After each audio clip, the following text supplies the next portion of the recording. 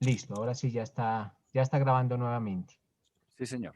Ah, bueno, entonces pues ustedes ya saben que hubo un pedacito que no, si no es, gracias Walter, si no es por eso ahí quedamos en la luna.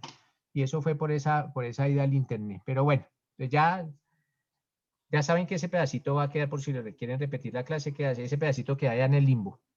Entonces, doctores, sí existe en derecho penal, sí existe en nuestro ordenamiento la prueba de referencia. ¿Y dónde? Allá, en el artículo 381 del Código de Procedimiento Penal, en el cual está diciendo: ojo, señor juez, usted no puede condenar única y exclusivamente con pruebas de referencia. Tendrá que tener otras que acompañen a la de referencia, pero solo con pruebas de referencia no puede.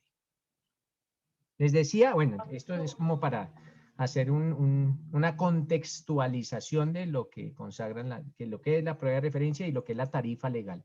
La tarifa legal es eso, cuando la ley le dice al juez una prueba vale más que otra, y en derecho colombiano sí existe, allá en el derecho, en el 381 del Código Penal, en donde le dice: señor juez, la prueba de referencia vale menos que las demás. El derecho probatorio, mis doctores, hace parte del debido proceso, ya se los había dicho, y ese debido proceso está consagrado en el artículo 29 de la Constitución. Allá consagra la Constitución política, la Carta Política, el debido proceso. Tanto así que yo les decía que existe un debido proceso que se denomina el debido proceso probatorio. Entonces vamos a remitirnos, por favor, doctores, al artículo 29 de la Constitución. Ese artículo 29, el que nos habla del debido proceso. Entonces, alguien, por favor, que lea el artículo 29 de la Constitución. ¿Para qué? Vamos a estudiar un tema.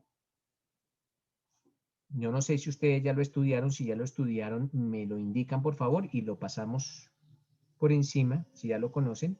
¿Lo leo, Doc? Sí, pero ¿qué voy a explicarles cuando empecemos a leer este artículo 29? Un tema que se denomina la doble conformidad. ¿Ese tema ya lo vieron o lo vieron y lo olvidaron? ¿No lo han visto? No lo hemos visto, profesor. No, La doble señor. conformidad. No lo hemos visto. Bueno, perfecto. Entonces, primero, antes de la lectura, les voy a compartir una pantalla. A ver cómo, es que yo explico esto en el salón de clases de la siguiente forma y voy a tratar de ser lo más didáctico posible. A ver. Este tema se va a llamar la doble conformidad.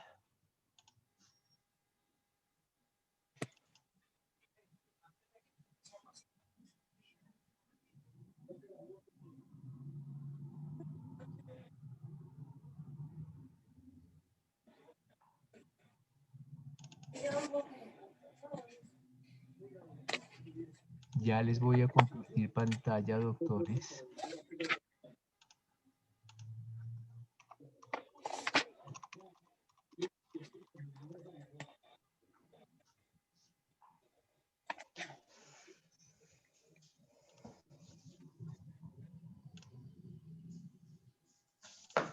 ¿Ya tienen la pantalla compartida? Sí, ya está compartiendo, doctor. Listo. Entonces, Sí, señor, ya.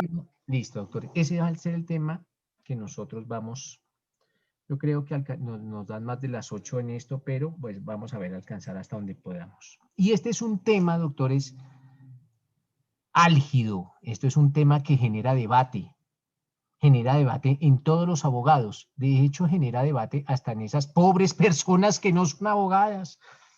Existen pobres personas, no son abogadas. Y si no son abogadas, a veces no pueden ni defender sus derechos ni defender las de otros. Yo a veces, de pronto sarcásticamente, me burlo de algunos abogados porque no son capaces de defender sus propios derechos y sí buscan defender las de otros, pero ni siquiera los de ellos son capaces de defender. Entonces, esto genera más que todo también polémica en la prensa, la doble conformidad, porque es un tema álgido. Para entender qué es la doble conformidad y antes de la lectura del artículo 29 de la Constitución, vamos a tener en claro los siguientes aspectos. Un proceso penal, ojo, un proceso penal, porque la doble conformidad es en materia penal, esto es en materia penal. No existe en ninguna otra materia, solo en materia penal. ¿Qué es la doble conformidad en materia penal? Doctores, un proceso, por lo regular, un proceso penal, termina así, con una sentencia. Así termina un proceso, con una sentencia. Y en materia penal, ustedes lo saben más que yo.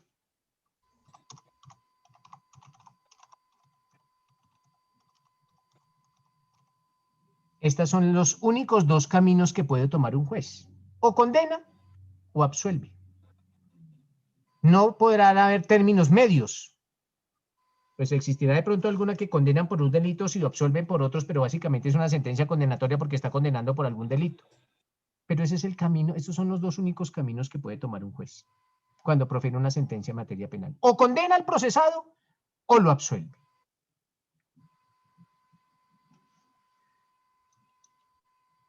La pregunta es, contra la sentencia, les voy a hacer la pregunta, contra la sentencia, no importa que sea condenatoria o no importa que sea absolutoria, contra una sentencia en materia penal, ¿qué recursos proceden?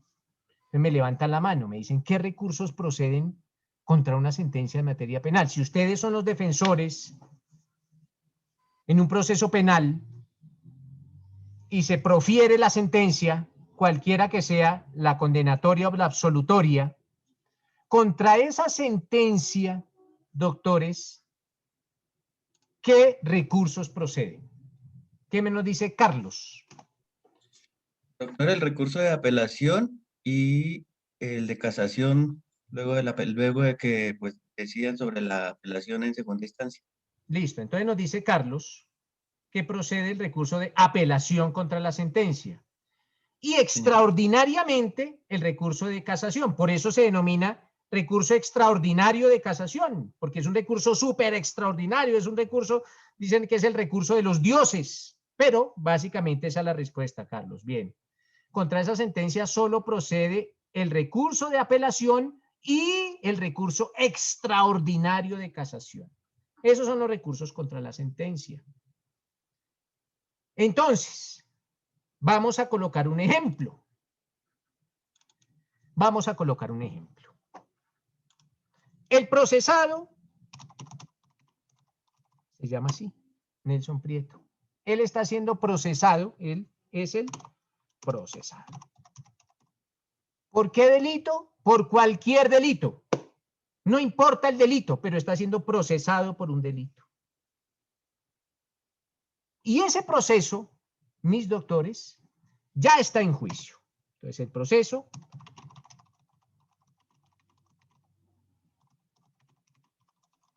se encuentra en esta etapa. Está en juicio. O sea, ya se está adelantando un juicio contra ese procesado por la presunta comisión de un delito. ¿De cuál delito? Cualquier delito. Y a ustedes se les venga a la cabeza. Entonces el proceso termina. Y nuevamente les informo cómo termina. Con una sentencia. En este caso, en este ejemplo, el juez indica, el señor procesado,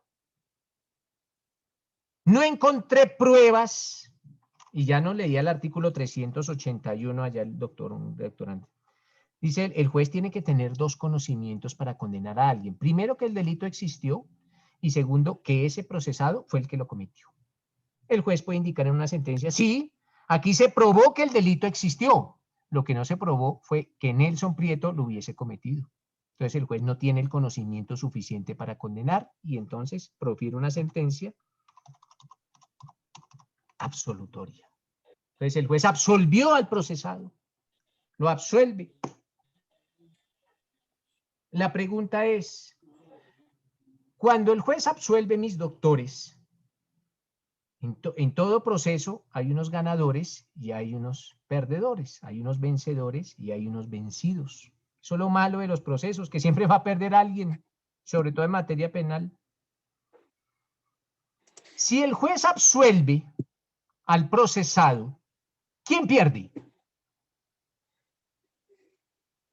La fiscalía. Básicamente, La fiscalía.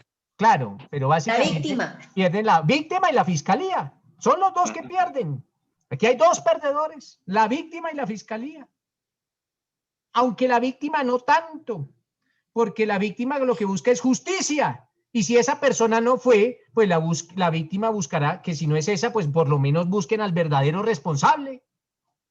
Pero quien pierde es la fiscalía, básicamente. Entonces existe un derrotado. ¿Quién? La fiscalía. En Colombia, por cada 10 procesos que se llevan a juicio, 6 pierde la fiscalía. Esa fue la última estadística que salió del año pasado. Por cada 10 procesos que van a juicio, 6 son perdidos por la fiscalía. Esto para llamar la atención a la fiscalía que esté más pendiente de sus procesos.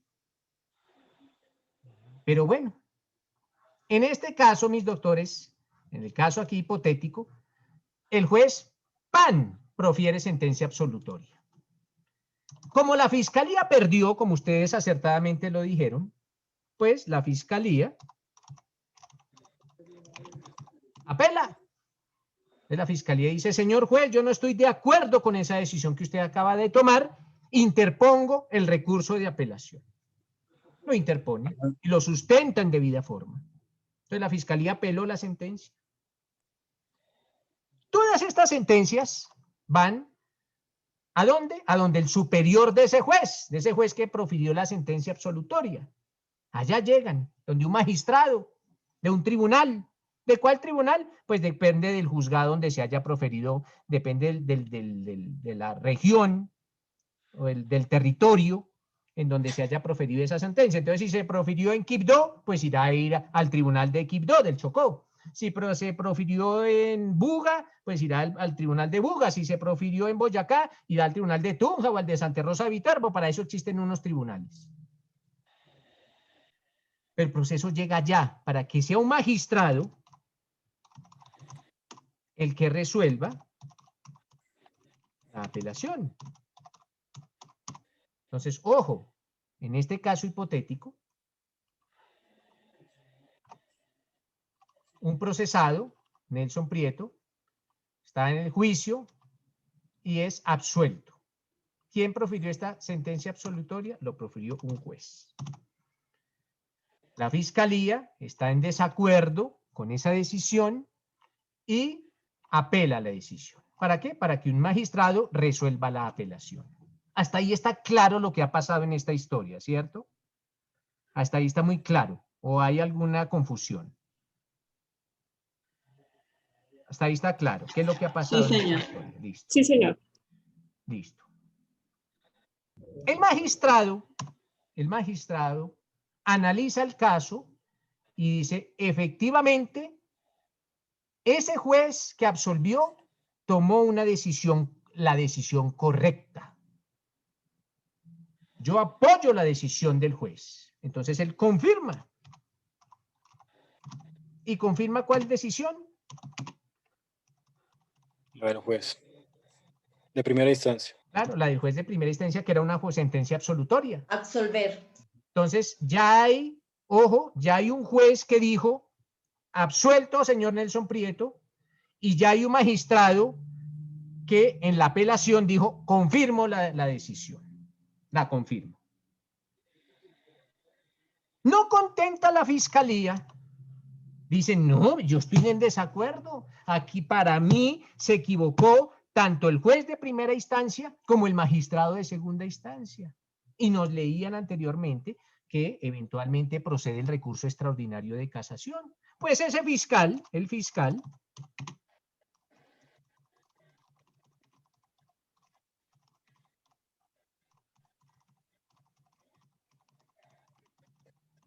esto hace el fiscal. Interpone el recurso extraordinario de casación. ¿Y quién lo resuelve? Pues esos recursos extraordinarios de casación lo resuelve La Corte Suprema. ella es la que resuelve los recursos extraordinarios de casación. La Corte Suprema de Justicia. No es una tercera instancia, no. Es un recurso extraordinario de casación. Porque ya hubo primera instancia, ya hubo segunda instancia y ya el proceso va a la Corte Suprema de Justicia. ¿Por qué? Porque la Fiscalía interpuso el recurso extraordinario de casación. De hecho, más técnicamente, es una demanda. Se llama demanda de casación. ¿Qué pasa en la Corte en este caso hipotético? La Corte empieza a revisar el proceso. Y la Corte dice lo siguiente. Casa. Casar en derecho es romper. Casar en derecho es revocar. No es como en la terminología popular, en donde casar es unir. No. En derecho, casar significa romper. Cuando la Corte Suprema de Justicia casa la decisión, en una palabra más entendible, la está revocando. La Corte dice, efectivamente, la Fiscalía tiene razón. Aquí el juez se equivocó y el magistrado también se equivocó. Entonces, la Corte, los magistrados de la Corte, los 9 magistrados de la Sala de Casación Penal, de la Corte Suprema de Justicia, dicen, la Fiscalía tiene razón y revocan. Y si revocan, pues ahora van a condenar a esta persona. Entonces, nótese que en este ejemplo, mis doctores, este procesado, Nelson Prieto, este procesado, es hallado inocente en primera instancia.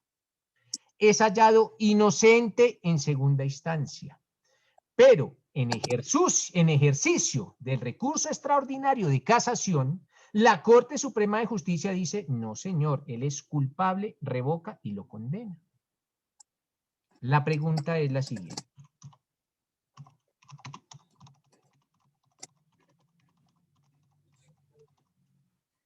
Esa es la pregunta. ¿Y qué puede hacer este señor? ¿Qué puede hacer él? Ojo, él fue absuelto en primera instancia, absuelto en segunda instancia, y ya en ejercicio del recurso extraordinario de casación, la Corte Suprema de Justicia dice, no, señores, la Fiscalía tiene toda la razón. Este tipo es responsable del delito y lo condena. Entonces yo soy el procesado. Yo digo, ¿y qué puedo hacer? Ustedes están a 1 año de ser abogados. Un poquito más, de pronto 1 año y medio, qué sé yo, a 1 año, pongámosle. Ustedes va a llegar ese caso a sus oficinas de abogados. Entonces, yo le diré, doctores o doctoras, ¿qué puedo hacer? ¿Qué me dice Vanessa?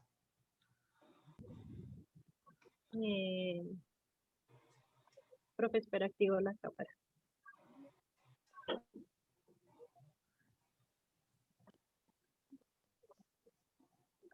Profe, cuando hay una... ¿Me escucha, profe? Perfectamente. Profe, cuando hay una prueba nueva, se va a revisión. Claro, pero la revisión, Vanessa, no es un recurso. Revisión es una acción. La revisión se da cuando la persona ya ha quedado condenada y esa sentencia ha quedado ejecutoriada, cuando ya no admite ningún recurso. Cuando ya la sentencia no admite ningún recurso, ahí sí puedo utilizar la revisión, pero como usted lo dice muy claramente y muy acertadamente, es si sale una prueba nueva. Pero aquí no hay ninguna prueba nueva.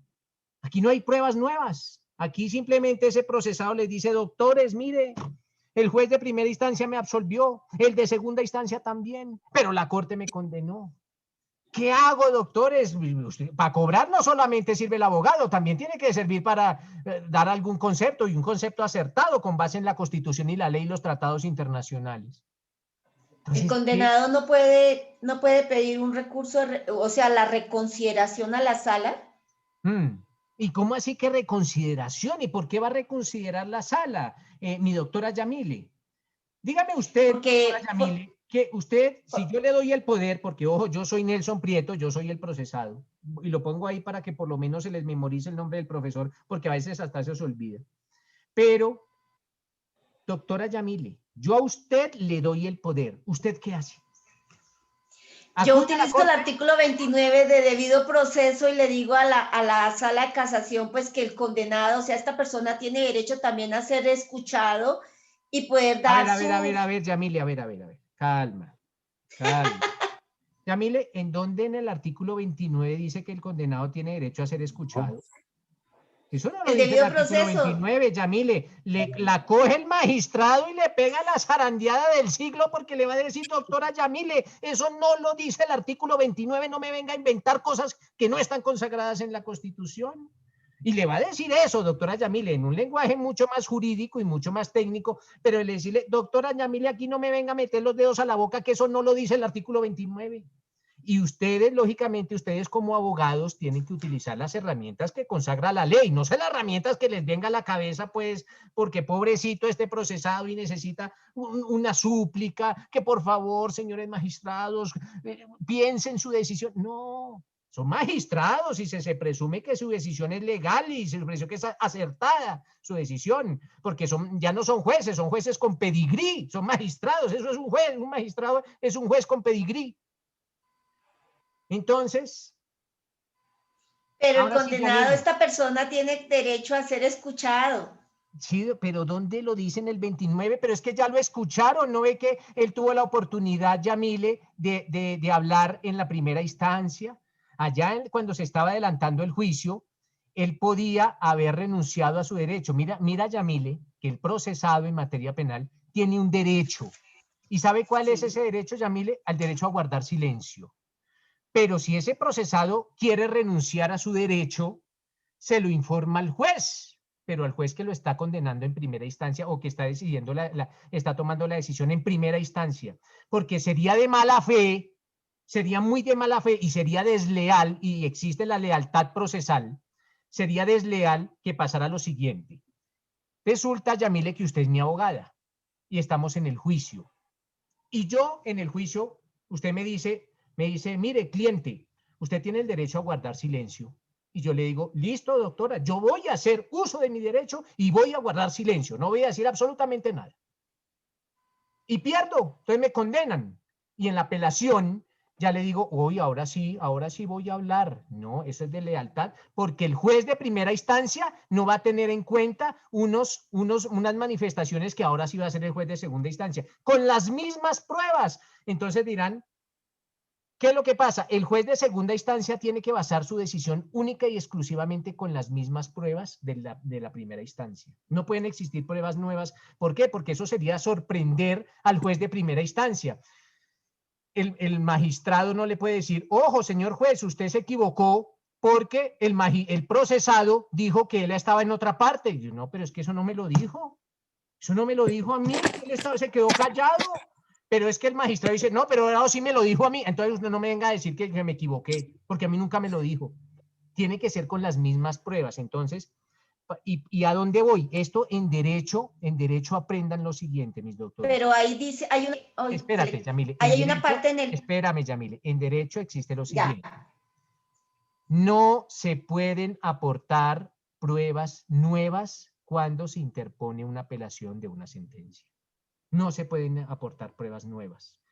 Con las mismas pruebas que se practicó el juicio, se tendrán que resolver todas las instancias, todas. Si el procesado no habló, ya nunca más podrá hablar. ¿Por qué? Porque él hizo uso de su derecho. En el momento, por eso yo les decía hace un momentico que existe un momento procesal para cada prueba. Yo no puedo solicitar pruebas cuando se me antoje.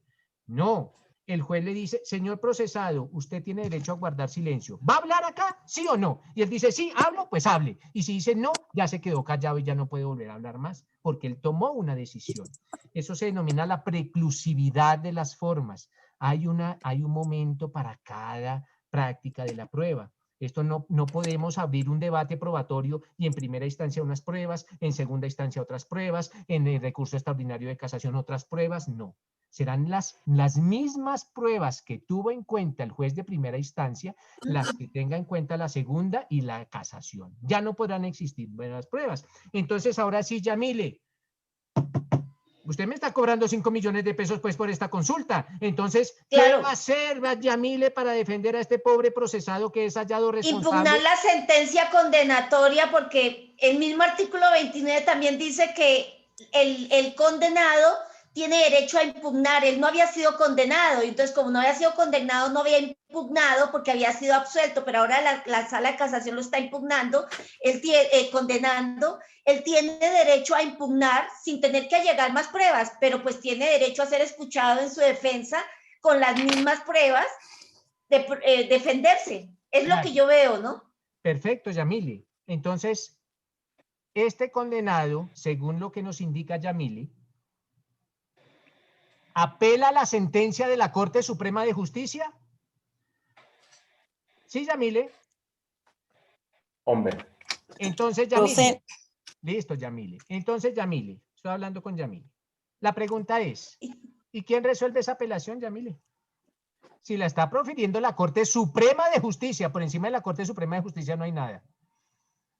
Por encima de la Corte de Justicia no está nadie, ni nada en el mundo colombiano. Porque por eso es Corte Suprema. Entonces, si Yamile dice, pues le apelo la decisión, Corte Suprema. ¿Y entonces quién resuelve eso? ¿La Corte Constitucional? No, doctor, la Corte Constitucional no es la Corte más alta en Colombia, ¿no? Porque la Corte Constitucional es la más alta, pero en materia constitucional. Pero como lo que están violando es un derecho constitucional. No, doctor, pero la Corte Constitucional, ¿qué hace en Colombia? Solo se dedica a dos cositas en Colombia. La primera, a resolver acciones de tutela. Y la segunda, a resolver acciones de inexequibilidad. No más. Una Corte Constitucional nunca revisa un proceso penal, a menos de que sea por una tutela. Ahí sí. Claro. Pero como estamos hablando es de qué hace esta señora, entonces diría, no, pero ojo, porque es que nos está diciendo la doctora que ella apela a la decisión. Ah, bueno. Sí. Ella Profe, la apela, no el- está diciendo que interpone una tutela, no, ella la está apelando. Y entonces la apelación la resuelve el superior. Y por eso se denomina Corte Suprema de Justicia, porque nadie está por encima de la Corte. En materia de jurisdicción ordinaria, pues lo máximo es la Corte Suprema. En materia de jurisdicción administrativa, lo máximo es el Consejo de Estado. Y en materia de justicia constitucional, lo máximo es la Corte Constitucional, pero solo en acciones constitucionales, que son acciones de inexequibilidad y acciones de tutela. Pero aquí la doctora va a interponer es una apelación. Profe, ahí no procede el recurso de Déjame la súplica. cámara, Mónica. Está que se me descarga, profe. Pero por eso te estoy diciendo, ¿procede el recurso de súplica? ¿Y qué es el recurso de súplica? ¿A quién le va a suplicar?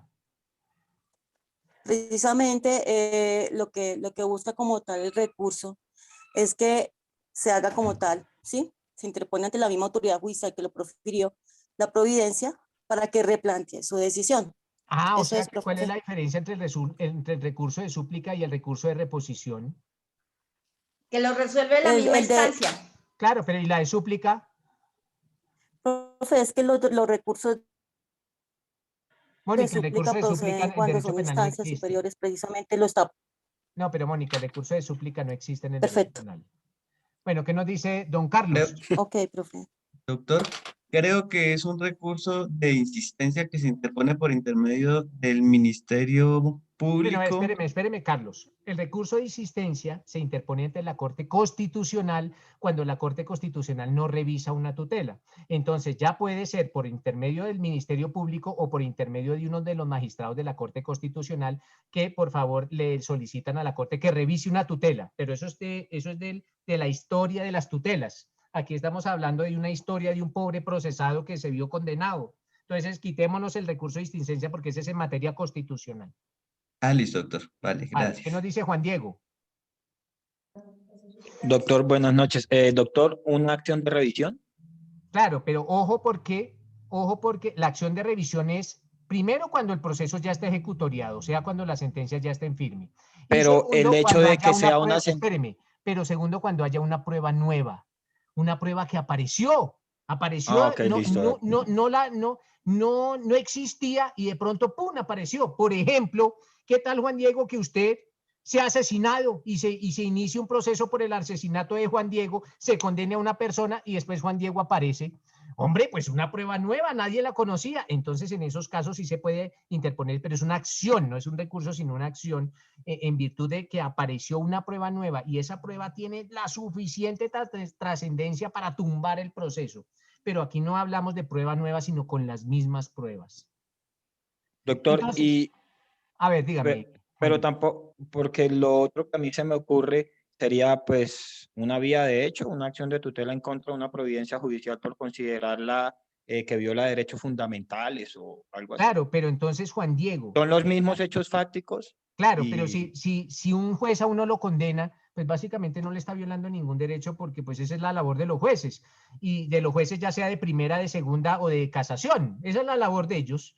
Pues, Doctor, condenar. pero si es mi propuesta como pues, si viene el cliente a mí, yo le propongo eso, hago la vía de hecho, la radico y la aceptan, Claro. ¿no sería un medio quizá para poder revivir o buscar revisar nuevamente la sentencia a pesar? Claro, Juan Diego, pero lo que usted dice es muy cierto, va a revivir un proceso, porque el proceso para la acción de tutela, al igual que para la revisión, ya el proceso tiene que estar finiquitado, ya la sentencia tiene que estar ejecutoriada, ya la sentencia no tiene que proceder ningún recurso contra esa sentencia. Pero Doctor, resulta que el cliente le está diciendo, me condenaron hoy me condenaron. Entonces, ¿qué puedo hacer? Les voy a decir. ¿Qué nos dijo Yamile? Yamile, ¿qué fue lo que me dijo? Voy a hablar con Yamile muy seriamente. Porque Yamile me dijo que ella, como abogada, interponía el recurso de apelación. ¿Cierto, Yamile? Pues yo no usé la palabra apelación, yo impugné, o sea, solicitaba la impugnación de la sentencia condenatoria. Yamile, lo que pasa o sea, es que solicitar, es que no sé exactamente Yamile, qué recurso, Doc. Calma. Impugnar y apelar es lo mismo. Ah, ok, listo. Entonces yo le pregunto a Yamile y le digo, Yamile, ¿y usted qué hace? Y dice, pues yo impugno. Y yo le decía, impugnar es lo mismo que apelación. Y Yamile me dice, no, pues no sé. Pues ahora sí sabe. Impugnar es lo mismo que apelar. Entonces Yamile va a indicar, yo apelo. Y yo le digo, oiga, Yamile, pero si la sentencia la profirió la Corte Suprema, entonces, ¿quién decide esa apelación? Entonces Yamile dice, no sé. Pero la pregunta, Yamile, es, ¿eso es problema suyo? Sí. No es problema suyo. No, señor. Usted apela y ya mirará la justicia que es el tribunal que va a resolver eso. Pero ¿a dónde voy, Yamile? Usted tenía la razón. Usted tenía la razón y usted no supo defender su razón. Sí. En estos casos, doctores, y se los digo porque ustedes cuando formulan una tesis, tienen que defender esa tesis, defender la tesis. ¿A dónde Doc, voy? disculpe, me parece que cuando resuelve la sala de casación, me parece que el paso a seguir es la Corte Suprema en pleno, me parece. No, Yamile, no, eso está completamente errado porque no vamos a poner a unos jueces, a unos magistrados de la sala civil y unos magistrados de la sala laboral a resolver asuntos penales. Si los de penal no saben penal, mucho menos los otros. Vale, Doc. Entonces, Yamile tiene la razón, pero no supo defender su derecho. El artículo 29, en su inciso cuarto. Léame el artículo 29, Yamile, en su inciso cuarto. Inciso 4. Empieza con el indubio pro reo. En materia penal, Sí. en materia penal, la ley permisiva o favorable, aun cuando sea posterior, se aplicará de preferencia a la restrictiva o desfavorable. Y luego continúa. ¿Leo lo que continúa? Sí, ese no era el inciso, era el siguiente, sí, pero bueno, sí. Ya. Toda persona se presume inocente mientras no se le haya declarado judicialmente culpable. Quien sea sindicado tiene derecho a la defensa y a la asistencia de un abogado escogido por él o de oficio durante la investigación y el juzgamiento a un debido proceso público sin dilaciones injustificadas, a presentar pruebas y a controvertir las que se alleguen en su contra, a impugnar la sentencia condenatoria. Entonces, y a no ser juzgado dos veces por el mismo hecho. Espérate. ¿Tiene derecho a qué? ¿A impugnar qué? La sentencia condenatoria. Yamile, ¿impugnar es lo mismo que qué? Apelar, Doc. Entonces, si usted quisiera explicarle a una persona con un conocimiento básico en derecho usted le diría, pues toda persona, todo procesado tiene derecho a apelar la sentencia condenatoria. Correcto. ¿Cierto? Ahí dice, ¿en qué instancia? No, Ahí dice, a apelar la sentencia condenatoria que se haya proferido en primera instancia o en segunda instancia o en casación. no, no dice. No dice, dice simplemente a apelar la sentencia condenatoria. ¿Cuál? Exactamente. Pues la que salga. La que salga. Y si sale en primera instancia, pues tiene derecho a apelar la de primera instancia. Si sale en segunda instancia, tiene derecho a apelar la segunda instancia. Y si sale en recurso extraordinario de casación, pues tiene derecho a apelar siempre y cuando la primera condena sea en el recurso extraordinario de casación. Ese principio, doctores, se denomina el de la doble conformidad.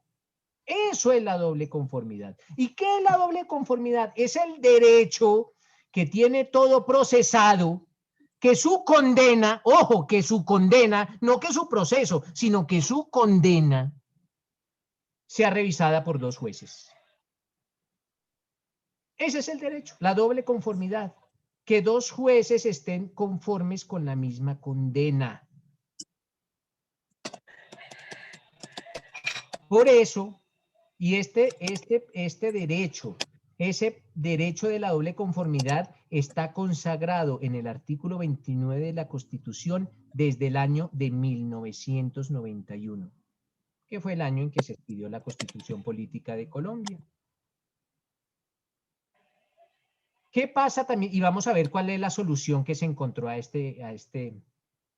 la solución de este derecho. Resulta, mis doctores, que la Corte Suprema de Justicia es la encargada de resolver los recursos extraordinarios de casación, pero también es la encargada de juzgar a algunas personas en primera y única instancia. Por eso, los congresistas son juzgados por la Corte Suprema de Justicia. Esa es su primera instancia. Es la Corte Suprema, a un congresista o a un ministro. Entonces, si un ministro comete un delito, no lo juzga un juececito, no, lo juzga la Corte Suprema de Justicia. Entonces, a muchos políticos, muchos ministros y muchos congresistas cometieron delitos, presuntos delitos. Entonces, ¿quién era su juez? La Corte Suprema de Justicia. Y los condenaban. Y estos señores decían, no, pero yo no puedo apelar porque por encima de la Corte no hay nadie.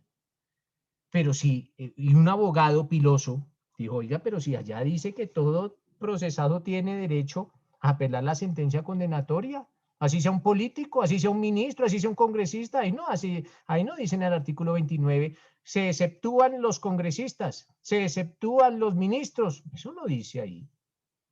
Solo dijo un abogado que se tomó el trabajo simple y llanamente de leer un artículo de la Constitución. ¿Cuál? El 29. Eso no es de leer de carrera, esto toca leer muy despacio.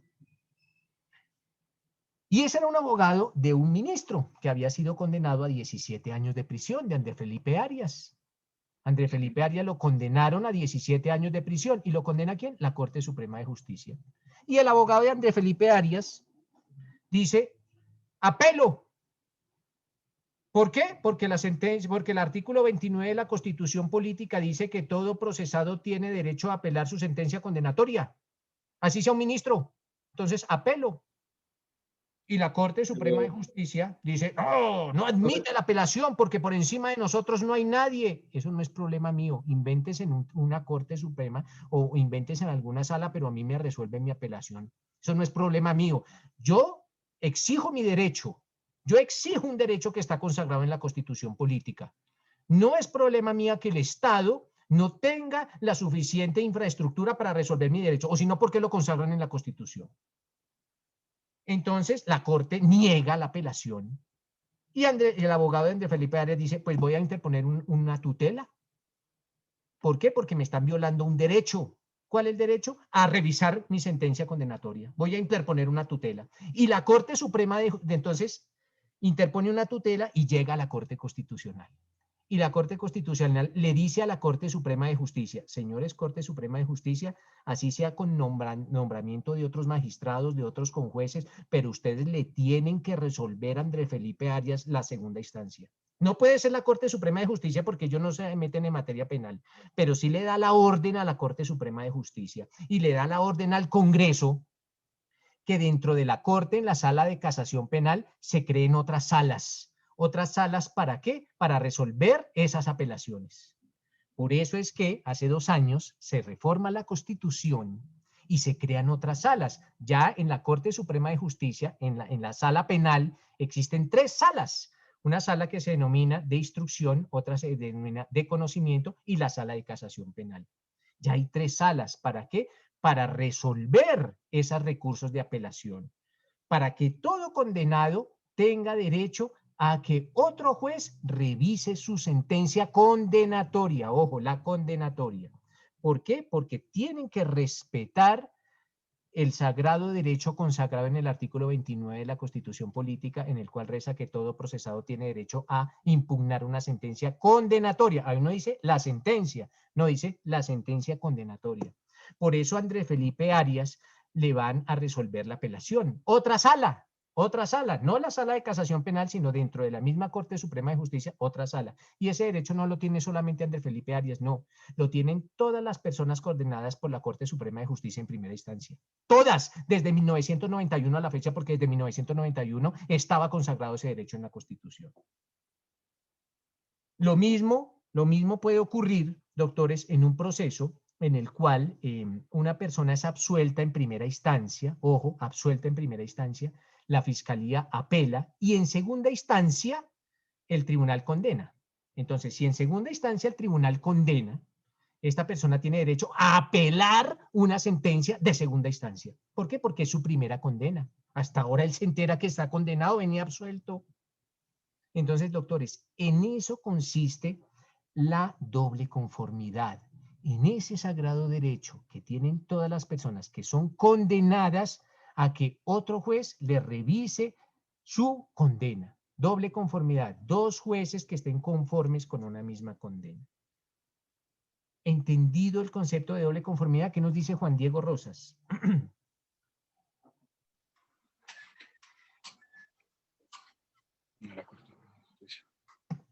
Bueno. ¿Entendido? Profe, o sea que en otras palabras, usted lo que, el principio de doble conformidad, lo que nos habla es la impugnación de la sentencia condenatoria en segunda instancia. No, yo les digo que la doble conformidad es un derecho que tienen todos los condenados de que otro juez le revise su condena.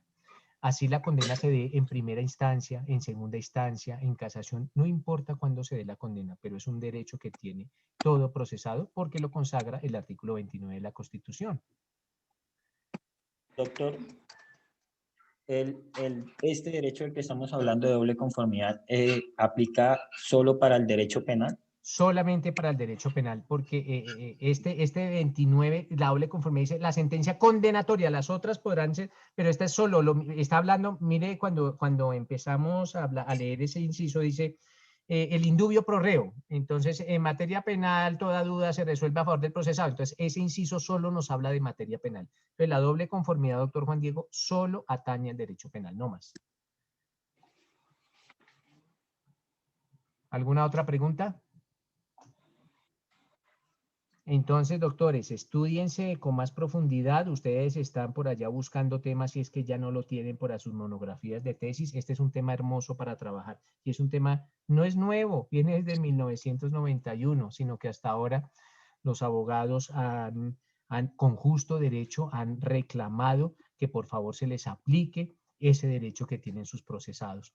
Doctores, pues ustedes no han recibido clase conmigo, yo hace bastante tiempo no dictaba clase porque no me queda mucho tiempo, pero esta es la metodología que yo utilizo tanto en la virtualidad como en la presencialidad. Espero que sea de su agrado y pues mañana continuamos con las clases. Les deseo una feliz noche y nos vemos mañana. Gracias, Muchas doctor. gracias, profesor. Buenas noches. Gracias, Muy doctor. agradecido, profe. Doctor, muchas gracias. Muy agradecido, profe. Que esté muy bien. Buenas noches. Que descanse, doctor. Gracias.